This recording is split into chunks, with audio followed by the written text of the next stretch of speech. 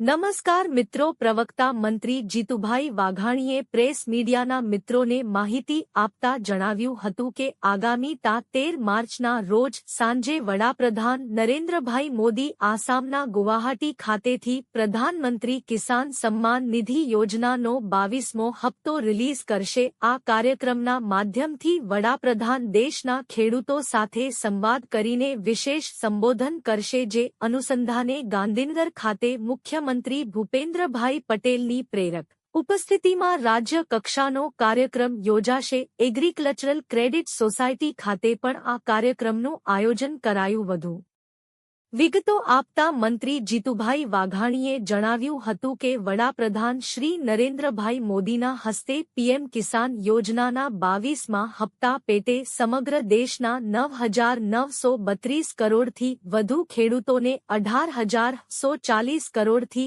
વધુની સહાય વિતરણ કરવામાં આવશે, જે પૈકી ગુજરાતના આશરે 4,959 લાખ ખેડૂત પરિવારોને 1,028 કરોડથી વધુની સહાય સીધી તેમના બેંક ખાતામાં જમા કરવામાં આવશે। રાજ્ય કક્ષાથી લઈને ગ્રામ્ય કક્ષા સુધી જિલ્લા, તાલુકા તથા કૃષિ વિજ્ઞાન કેન્દ્રો, market yard, farmer producer organization, પ્રધાનમંત્રી કિસાન સમૃદ્ધિ કેન્દ્રો, પ્રાઇમરી એગ્રીકલ્ચરલ ક્રેડિટ સોસાયટી ખાતે પણ આ કાર્યક્રમનું આયોજન કરીને વડાપ્રધાનના કાર્યક્રમનું જીવંત પ્રસારણ કરવામાં આવશે। આ કાર્યક્રમોમાં વિવિધ પદાધિકારી, અધિકારીઓ અને મોટી સંખ્યામાં ખેડૂતો ઉપસ્થિત રહેશે।